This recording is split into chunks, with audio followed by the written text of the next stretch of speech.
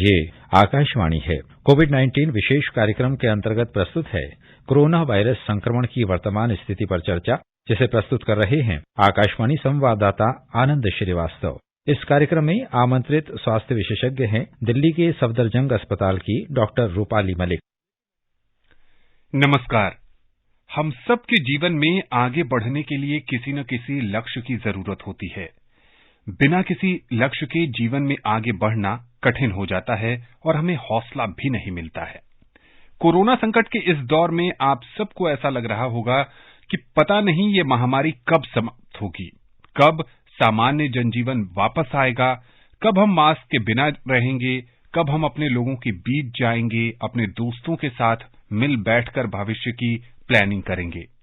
महामारी का समापन जल्द होगा, लेकिन ये इस पर ज्यादा निर्भर करता है कि आप कोविड प्रोटोकॉल का कितना पालन कर रहे हैं। क्या आपने कोविड टीका लिया है? क्या सरकारी दिशा निर्देशों का आप अपने जीवन में अनुसरण कर रहे हैं? अगर ये सब चीजें दुनिया के तमाम लोग करने लगें, भारत का हर एक नागरिक करने लगे, तो इस महामारी का समापन बहुत जल्द हो जाएगा और फिर से वापस उसी दुनिया में हम पहुंच जाएंगे जहां 2019 में कोरोना महामारी से पहले थे। आज के कार्यक्रम के साथ मैं हूं आनंद श्रीवास्तव और हमारे साथ हैं वरिष्ठ स्वास्थ्य विशेषज्ञ डॉक्टर रूपाली मलिक। डॉक्टर रूपाली, कार्यक्रम में आपका बहुत बहुत स्वागत है। धन्यवाद आमंत्रित करने के लिए। इससे पहले कि डॉक्टर रूपाली के साथ हम चर्चा शुरू करें, हम अपने श्रोताओं को बता देना चाहते हैं कि अगर वो भी इस कार्यक्रम से जुड़ना चाहते हैं तो हमें फोन कर सकते हैं। हमारा फोन नंबर है 23421764। अगर आप दिल्ली से बाहर से फोन कर रहे हैं तो दिल्ली का एसटीडी कोड 011 जरूर लगाएं। डॉक्टर रूपाली, पिछले 24 घंटे में देश में 3 लाख से ज्यादा संक्रमण के मामले सामने आए हैं। दूसरी लहर में जब मामले 4.5 लाख से ऊपर तक चले गए थे, उसके बाद ये सबसे बड़ी संख्या है। एक आंकड़ा कहता है कि मामले तेजी से बढ़ रहे हैं, तथा दूसरी तरफ ये भी बात सामने आ रही है कि कुछ राज्यों में संक्रमण दर में गिरावट देखने को मिल रही है। कैसे देखते हैं इस पूरे हालात को आप? जी बिल्कुल, आपने बिल्कुल ठीक ये बताया है कि कुछ राज्यों में कुछ गिरावट देखी जा रही है, बट अगर हम ओवरऑल जो आंकड़ों की बात करें तो जो कल का आंकड़ा है, जो आज का आंकड़ा है, वो पिछले जो हमारी मैक्सिमम पीक जो देखी गई है 4.5 लाख की, लगभग उसके बाद सेकंड हाईएस्ट नंबर है। तो इससे हमें यही सीख लेनी है कि अभी पूरी तरीके से थर्ड वेव टली नहीं है। ये नंबर कम और ज्यादा हो सकते हैं, तो जो भी प्रिकॉशन सब लेते आ रहे हैं आप उनको लेते रहें और थोड़ा संयम और बनाए रखें। जी हाँ, बिल्कुल। संयम, संकल्प और अनुशासन के सहारे अब तक हमने कोविड महामारी का सामना किया है, और अगर थोड़े दिन इसी को अपने जीवन में पालन करते रहें तो बहुत जल्द इस महामारी से उबर भी जाएंगे। ब्रिटेन से एक खबर आई डॉक्टर रूपाली कि वहां पर इस बात की घोषणा की गई है कि मार्च के बाद सेल्फ आइसोलेशन खत्म किया जा रहा है और मास्क लगाना भी अनिवार्य नहीं होगा। ओमिक्रॉन की जो लहर आई थी वो ब्रिटेन में बहुत ज्यादा चरम पर थी। वहां एक दिन में बहुत मामले सामने आ रहे थे। अमेरिका भी बुरी तरह प्रभावित हो रहा था ओमिक्रॉन से। क्या अब वहां मामले बहुत तेजी से गिरने लगे हैं? इस तरह की जब बातें सामने आती हैं तो उसके पीछे रिसर्च और तथ्य कितने मायने रखते हैं? जी बिल्कुल, देखिए हमें समझना होगा, कोई भी नई बीमारी जब दस्तक देती है तो वो कुछ समय लगता है उसकी पीक आने में। उसके बाद हम केसेस के नंबर में गिरावट देखते हैं। उसके बाद जैसा कि हमने कोविड में देखा है, कुछ और पीक्स देखी जाती हैं, और उसके बाद वो जो डिजीज है वो एंडेमिक हो जाती है। एपिडेमिक से एंडेमिक हो जाती है, मतलब एक बहुत कम मात्रा में वो स्लोली जो है ट्रांसमिशन कम्युनिटी में बना रहता है। कभी कभी थोड़े थोड़े केसेस देखे जाते हैं, जैसे कि बहुत सी अन्य वायरल बीमारियों में होता है। तो ऐसा ही हम उम्मीद करते हैं कि जो कोरोना वायरस की जो बीमारी है, ये भी अब एपिडेमिक से एंडेमिक होने के तरफ चल चुकी है। तो धीरे धीरे करके हमें एक नॉर्मल जिंदगी में वापस लौटना होगा। तो हमें ये समझना होगा कि जिस समय आप राइज इन नंबर्स अक्यूटली देख रहे हैं, जैसा कि इस समय हम इंडिया में देख रहे हैं कि पीक है, बढ़ते हुए नंबर्स दिखाई दे रहे हैं, उस टाइम पे हमें स्ट्रिक्टली ये प्रिकॉशंस को फॉलो करना है। बट जैसे जैसे नंबर कम होंगे उसके आगे हमें एक नॉर्मल जिंदगी की तरफ बढ़ना होगा और धीरे धीरे करके ये सब जो रिस्ट्रिक्शंस हैं, जो आइसोलेशन है, ये सबको कम किया जाएगा। अगर आप बात करें पिछली जो लहर थी उसमें और इसमें सिवियरिटी में काफी फर्क है। पिछली बार डिजीज काफी सिवियर थी, बट इस बार जो वेरिएंट है वो उतना सिवियर नहीं है। सिमिलरली अगर हम आइसोलेशन की बात करें, पहले जब शुरुआत में हम 17 दिन आइसोलेशन देते थे, फिर 14 दिन, 10 दिन, 7 दिन, तो धीरे धीरे करके हमारे देश में भी आइसोलेशन को कम किया जा रहा है। जैसे जैसे severity of disease of the organism जो कम हो रही है, तो ये जो आपकी गाइडलाइंस है ये मॉडिफाई होती रहेंगी। और ये ऐसा नहीं है कि केवल कोरोना वायरस में है, बाकी बीमारियों में भी ऐसा होता है। अगर हम फ्लू की बात करें, स्वाइन फ्लू की बात करें, कुछ समय ऐसा था कि कुछ साल ऐसे थे कि जब बहुत ज्यादा नंबर में हम फ्लू के केसेस देखते थे, बट 1-2 साल के बाद उनमें काफी गिरावट आ गई। तो इसी तरीके से हम उम्मीद करते हैं कि कुछ समय में कोरोना वायरस ये डिजीज भी एक नॉर्मल एंडेमिक डिजीज की तरह हम लोगों के साथ रहेगी। जी हाँ, बिल्कुल उम्मीद करते हैं कि आने वाले समय में कोरोना महामारी का असर कम होगा और वापस जीवन पटरी पर लौट आएगा। कार्यक्रम में पहले कॉलर जुड़ गए हैं। पश्चिम बंगाल से विश्वजीत जी हैं।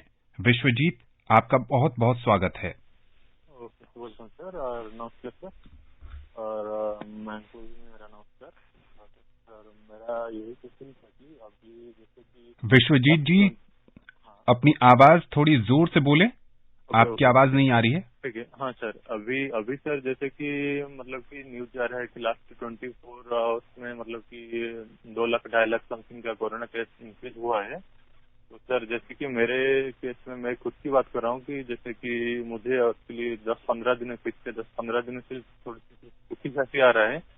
तो जैसे कि मैंने एक्चुअली 2 वैक्सीनेशन ले चुका हूँ कोविशील्ड का, और जैसे कि हमारा WHO भी बता रहा है कि जो लोग 2 वैक्सीन ले चुके हैं उनको मतलब कि इफेक्ट करने की चांसेस बहुत ही कम है। मैं जानता हूँ कि मतलब कि मेरे केस में मुझे खांसी हो रहा है 10-15 दिनों से, लेकिन मेरा कुछ इफेक्ट नहीं हुआ है अभी तक। तो हम लोगों को किस तरह का मतलब प्रिकॉशंस लेना चाहिए, किस तरह का एहतियात बरतना चाहिए मुझे और मेरे जैसे लोगों को? थैंक यू जी। डॉक्टर रूपाली, आप सवाल समझ पाई? हाँ जी, कुछ हद तक, क्योंकि थोड़ा वॉइस में कुछ ब्रेक था बीच में।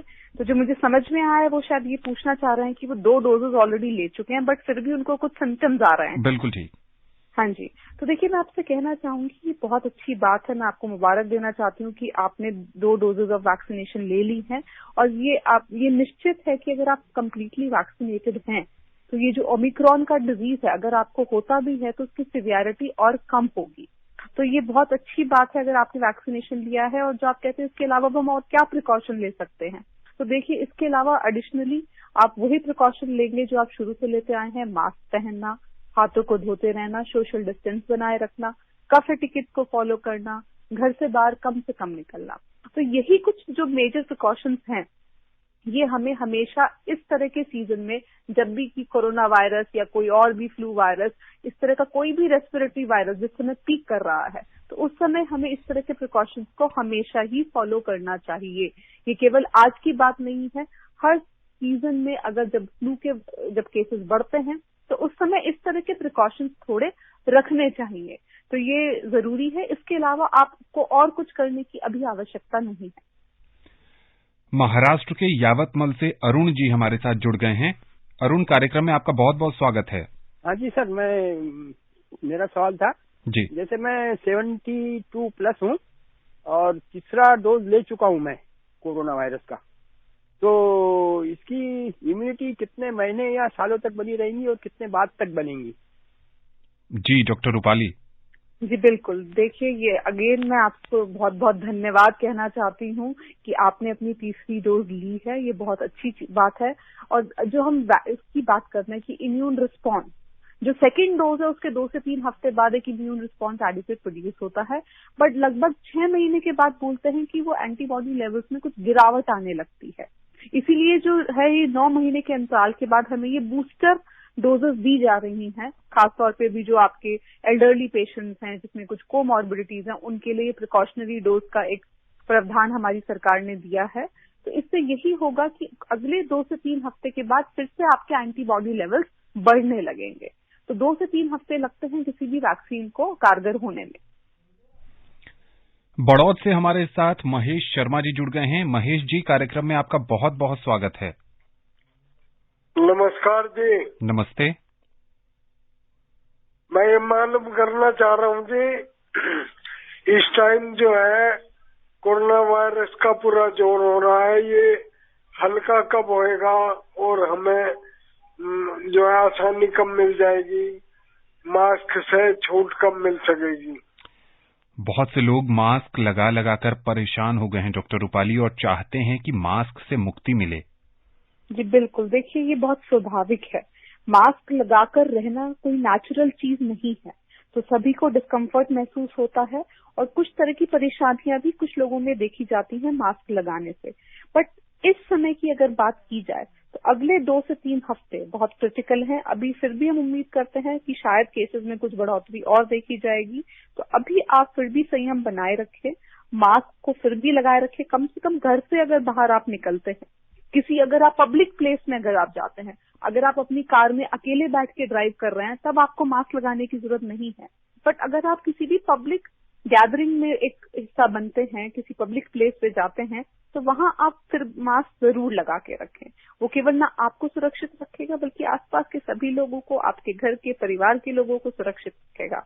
तो हम उम्मीद करते हैं शायद 1 से 2 महीने बाद, जैसा कि ब्रिटेन में ऑलरेडी देखा जा रहा है कि रिस्ट्रिक्शंस लिमिट कर दी गई हैं, हो सकता है हमारे देश में भी इन सब चीजों पर कुछ एक जो है कमी देखी जाए और मास्क लगाना और इन सब चीजों पे कुछ लिमिटेशंस देखी जाए।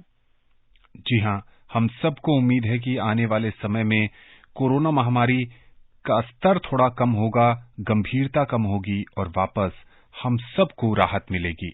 हरियाणा के हिसार से राजेंद्र जी जुड़ गए हैं हमारे साथ। राजेंद्र जी, स्वागत है आपका। नमस्कार आनंद जी और डॉक्टर रूपाली जी। जी नमस्ते। हाँ जी, नमस्कार। आनंद जी, ये सवाल था कि जो गर्भवती महिला हैं वो जो कोरोना होने पे कौन सी जो बातें का ख्याल रखना चाहिए, और जो मैंने दोनों डोज लगवा ली है, तो क्या घर में किसी को और को डोज ना लगी हो तो क्या, इसके बारे में जानना है। जी डॉक्टर रूपाली, 2 सवाल हैं। पहला सवाल गर्भवती महिलाओं से जुड़ा है। जी बिल्कुल, देखिए अगर गर्भवती महिलाओं के बारे में बात की जाए तो उनके लिए भी सेम प्रिकॉशंस ही लागू होते हैं जो किसी भी नॉर्मल व्यक्ति के लिए होते हैं। बस एक बात का ध्यान रखना है कि प्रेगनेंसी अपने आप में एक हाई रिस्क स्टेटस है और उस समय जो गर्भवती महिला है उसका अपना इम्यून सिस्टम जो है वो सप्रेस्ड होता है। प्रेगनेंसी नॉर्मल समय में भी एक इम्यूनो सप्रेस्ड स्टेट है, इसलिए अगर उनको इस तरह की कोई बीमारी होती है तो उनमें कॉम्प्लिकेशंस होने के चांसेस ज्यादा होते हैं, बच्चे को नुकसान होने के चांसेस भी हो सकते हैं। बट अभी तक ऐसा कुछ प्रूवन नहीं है, तो आप घबराएं नहीं। अगर किसी को प्रेगनेंसी के दौरान भी अगर ये हो जाता है इन्फेक्शन, ये नॉर्मल वायरल इन्फेक्शन की तरह ही होता है और उसमें आप वही नॉर्मल प्रिकॉशन, क्रोसिन दें और भाप लें, गरारे करें, यही नॉर्मल चीजें जो नॉर्मल व्यक्ति कर रहे हैं प्रेगनेंसी में भी आपको वही करना है। और उसके अलावा आप जो भी नियरेस्ट आपके जो भी डॉक्टर हैं, जो भी जिनसे आप कंसल्ट करते हैं, उनसे अपनी सलाह ले सकते हैं। और दूसरा सवाल था इनका। जी, दूसरा सवाल था कि इन्होंने दोनों डोज ले ली है, ये जानना चाहते हैं कि इनके घर में कुछ और सदस्य हैं जिन्होंने दोनों डोज नहीं ली है, तो इसका क्या कोई नुकसान उठाना पड़ सकता है? जी देखिए, अगर आपने दोनों डोज ली है तो आप प्रोटेक्टेड हैं, बट बाकी लोग अभी भी ससेप्टेबल हैं। तो अगर आप कोई भी अगर इन्फेक्शन आपको होता है तो हो सकता है आप में सिम्टम्स ना हो, बट वो इन्फेक्शन लेके अगर आप सब क्लिनिकल इन्फेक्शन लेके आप घर में आते हैं तो बाकी लोगों के लिए वो एक खतरे का वो हो सकता है। तो इसलिए आप कोशिश करें कि अगर आप वैक्सीनेटेड हैं बट बाकी लोग वैक्सीनेटेड नहीं है तो आप भी अपने प्रिकॉशंस जो है स्ट्रिक्टली फॉलो करें। जी हाँ, बिल्कुल, कोविड टीकाकरण बहुत जरूरी है। अभी जो मामले गंभीर नहीं हो रहे हैं उसके पीछे का एक बड़ा कारण है कि देश में बड़े स्तर पर कोविड टीकाकरण हो चुका है। आज स्वास्थ्य मंत्रालय ने अपने प्रेस कॉन्फ्रेंस में कहा कि जब कोरोना की दूसरी लहर आई थी तो देश भर में सिर्फ 2% लोगों का टीकाकरण हुआ था, लेकिन अब ये आंकड़ा बहुत ज्यादा बढ़ गया है। 90% से ज्यादा वयस्कों को पहली डोज लग चुकी है, 60% से ज्यादा लोगों को दोनों डोज लग चुकी है। इस कारण कोरोना की तीसरी लहर में जो मौत के आंकड़े हैं वो कम हैं और लोग गंभीर रूप से कम बीमार पड़ रहे हैं। इसलिए अब भी वैसे लोग जिन्होंने कोविड टीका नहीं लिया है जरूर लगवाएं। महाराष्ट्र के ठाणे से गुरुनाथ जी हमारे साथ जुड़ गए हैं।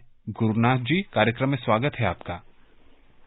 हेलो जी, अपना सवाल पूछिए। हाँ जी सर, नमस्कार। नमस्ते। सर मेरा क्वेश्चन है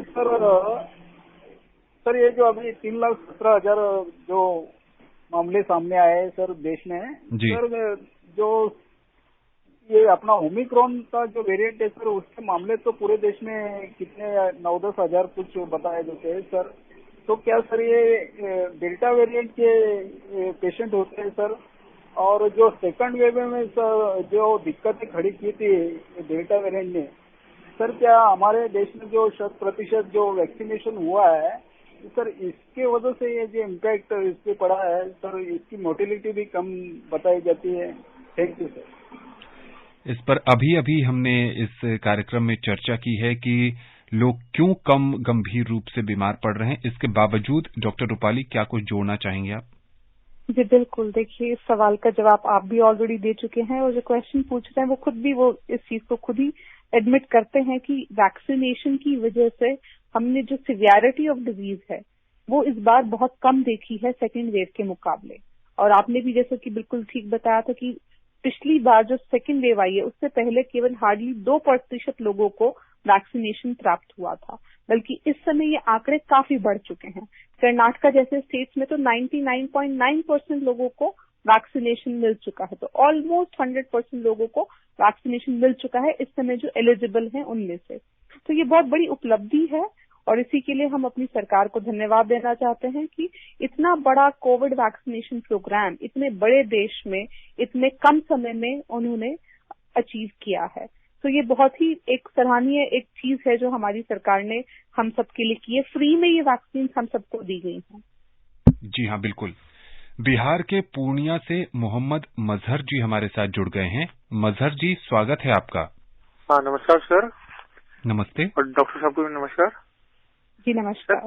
सर मेरा सवाल ये है कि जैसे हम लोग दोनों टीका लगवा लिए हैं, अगर इस बीच में अगर हम लोग अदर कंट्री चले जाते तो तीसरा बूस्टर डोज का 9 महीने बाद फिर कैसे क्या होगा सर? क्या उस कंट्री में लगेगा कि फिर यहाँ पे आने के बाद लगेगा? जी doctor Rupali.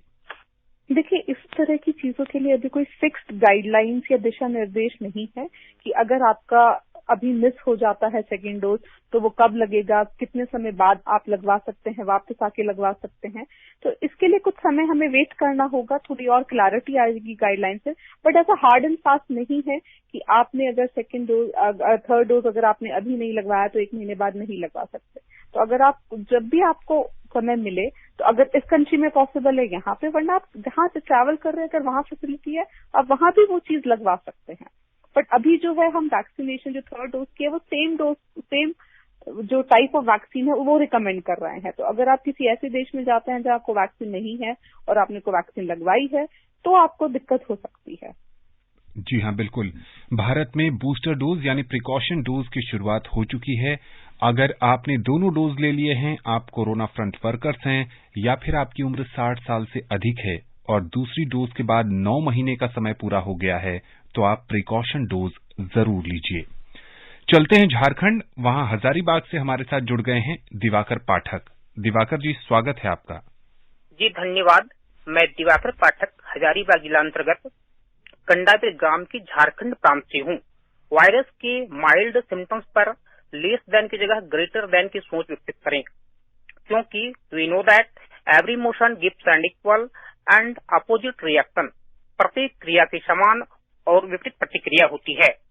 According to Newton's third law, so no negative every time positive. Covid के प्रति लापरवाह लोगों को क्या संदेश देंगे? बहुत अच्छी बात कही है दिवाकर जी ने कि सकारात्मक सोच के साथ आगे बढ़ें, हताश और निराश न हो। इनका सवाल है डॉक्टर रूपाली कि जो लोग मास्क नहीं लगा रहे हैं, सैनिटाइजर का प्रयोग नहीं करते हैं, सोशल डिस्टेंसिंग को फॉलो नहीं कर रहे हैं, ऐसे लोगों को क्या कहेंगी? बिल्कुल, देखिए अभी भी खतरा पूरी तरह से चला नहीं है। अभी भी जो है जो थर्ड वेव है उम्मीद कर रहे हैं कि शायद पीक आ चुका है, बट ये कहना संभव नहीं है कि कुछ समय बाद क्या केसेस और बढ़ेंगे कि नहीं बढ़ेंगे। तो ये अभी से हम प्रिडिक्ट नहीं कर सकते। अगले 2 से 3 हफ्ते बहुत क्रिटिकल हैं, तो थोड़ा संयम और बनाए रखें, मास्क पहने रहें, हाथ धोते रहें। बट इसका मतलब ये नहीं है कि अगर आप कमरे में अकेले बैठे हैं तो भी आपको मास्क लगा के रखना है, आप कार में अकेले जा रहे हैं तो भी मास्क लगा के रखना है, ऐसा नहीं करना है। या अगर आप कहीं ऐसी जगह जाते हैं जहां आप 3 से 4 फीट की अगर दूरी मेंटेन कर सकते हैं बाकी लोगों से, तो कुछ समय के लिए आप वहां पे अपना मास्क उतार सकते हैं, अगर आपको कोई खांसी, छींक ऐसा कोई सिम्टम नहीं है तो। बट अगर ऐसा कोई सिम्टम है तब मैं आपसे यही अनुरोध करूंगी कि तब आप अपना मास्क बिल्कुल ना उतारें। ऐसी अगर पब्लिक जगह पे आप जाते हैं तो बिल्कुल आप मास्क अपना मुंह कवर करके रखें। बट अगर आप अकेले हैं तब आप बिना मास्क के रह सकते हैं। और इस चीज को लेके एक डर नहीं होना चाहिए, एक पैनिक नहीं होना चाहिए। कुछ लोगों को मैंने देखा है जो सैनिटाइजर से रिपीटेडली हाथ साफ करते रहते हैं, हर 10 मिनट, हर 15 मिनट से वो सैनिटाइजर से हाथ, ऐसा करने की जरूरत नहीं है।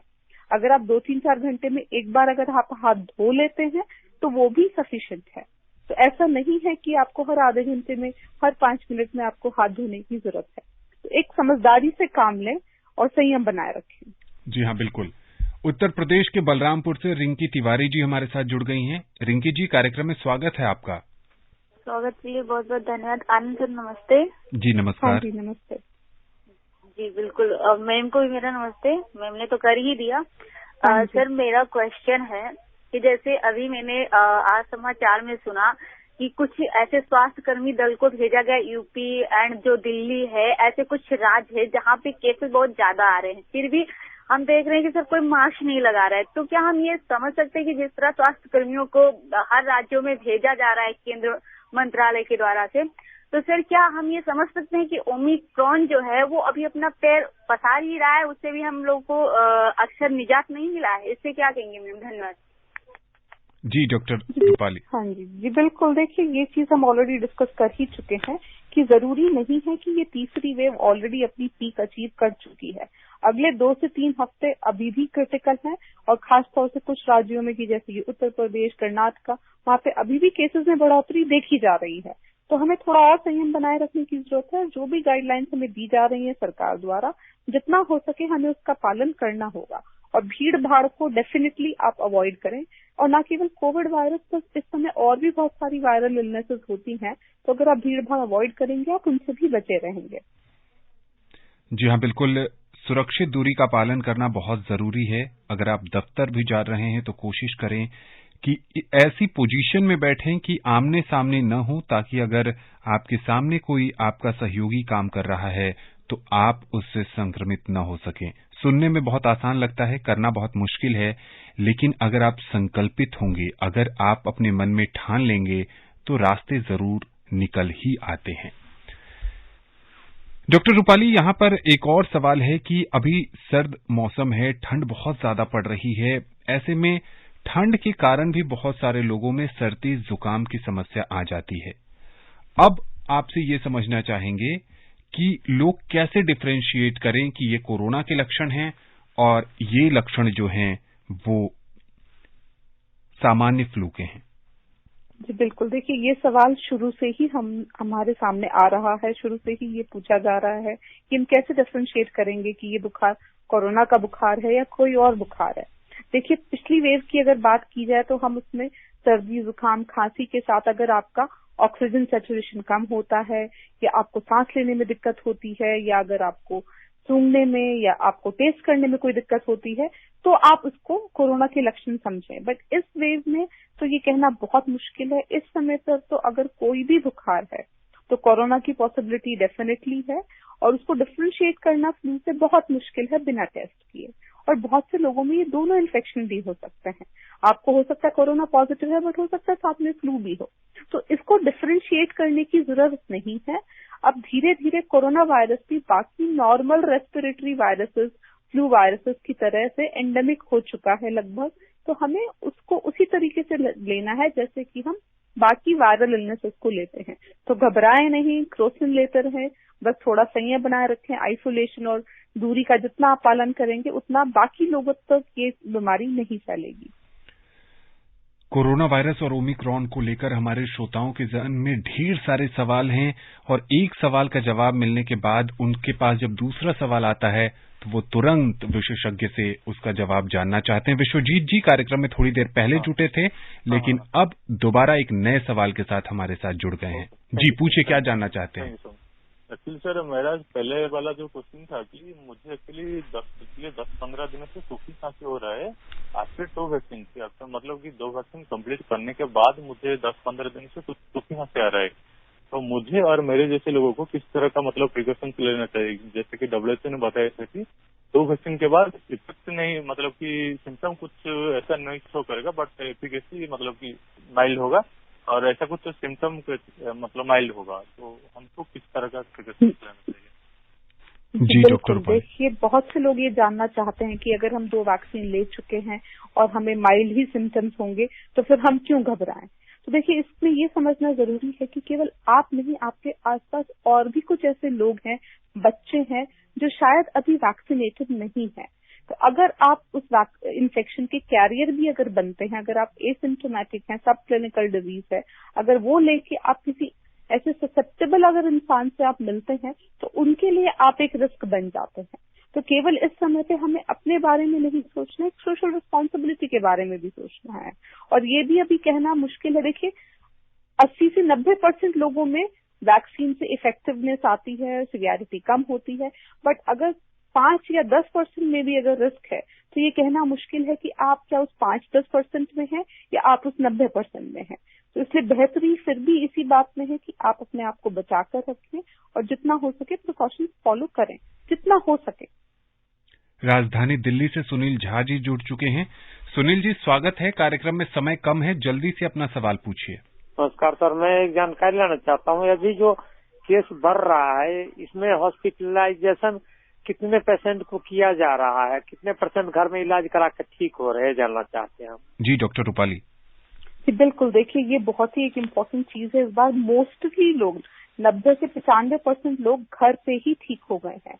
केवल जो लोगों को किसी अन्य कोमॉर्बिडिटी की वजह से दिक्कत होती है उन्हीं लोगों को हॉस्पिटलाइज किया जा रहा है, और जो डेथ्स भी हैं उन्हीं लोगों में है जो कोमॉर्बिडिटी की वजह से, मतलब अगर साथ में कोई और बीमारी है उसकी कॉम्प्लिकेशन की वजह से भर्ती किया जाता है और उसी की वजह से डेथ देखी जा रही है। जो रेस्पिरेटरी जो कंपोनेंट है वो इस बार इतना, जो सिवियर एक्यूट रेस्पिरेटरी इलनेस है वो उतनी इस बार नहीं देखी जा रही है। चलते चलते क्या संदेश देना चाहेंगी डॉक्टर रूपाली हमारे श्रोताओं को? जी बिल्कुल, देखिए हम 2 साल से हम ये कोरोना की लड़ाई लड़ रहे हैं और अब हम बिल्कुल इसके एंड तक लगभग पहुंच गए हैं। तो कुछ समय के लिए और मैं यही रिक्वेस्ट करूंगी, थोड़ा संयम और बनाए रखें, थोड़ी सतर्कता और बनाए रखें, और कम से कम ये सर्दी के मौसम में नेक्स्ट 2 to 3 वीक्स बहुत ही क्रिटिकल हैं। तो सचेत रहें, सावधान रहें, स्वच्छ रहें और अपना ख्याल रखें। अब कार्यक्रम में समय नहीं है कि किसी और विषय पर आपसे चर्चा की जा सके। आकाशवाणी के खास कार्यक्रम से जुड़ने के लिए और विशेषज्ञ राय साझा करने के लिए आपका बहुत बहुत शुक्रिया। जी थैंक यू। तो जैसा कि डॉक्टर रूपाली बता रही हैं कि आने वाले 15 से 20 दिन बहुत महत्वपूर्ण होने वाले हैं। ऐसे में संयम बनाए रखें, अनुशासन के साथ जीवन को आगे बढ़ाएं। कोविड प्रोटोकॉल का पालन करना बहुत ज्यादा जरूरी है इस समय। जहां भी जाएं जितना संभव हो सके सुरक्षित दूरी का पालन करें, और हां, मास्क जरूर लगाएं, हो सके तो डबल मास्क लगाएं, क्योंकि इस समय संक्रमण का स्तर बहुत ज्यादा फैला हुआ है। स्वस्थ रहें, खुशहाल रहें, संक्रमण से बचे रहें। नमस्कार।